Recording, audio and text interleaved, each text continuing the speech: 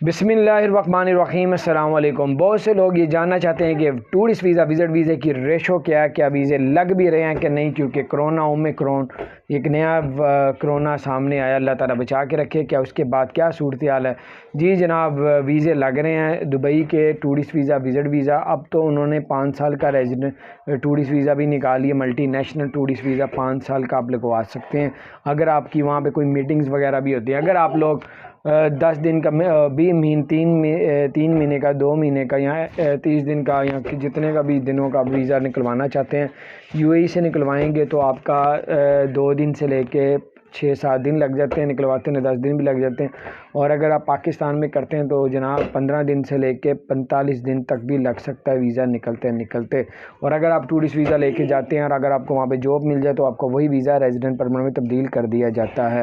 तो वीज़ा के अगर आप लग जाए तो फिर आपने एहतियात करनी है, अपने साथ पैसे वगैरह भी लेके जाने हैं ताकि एयरपोर्ट में अगर पूछता है तो आप दिखा सकें। बिना ख्याल रखें, चैनल को सब्सक्राइब नहीं किया, जरूर सब्सक्राइब।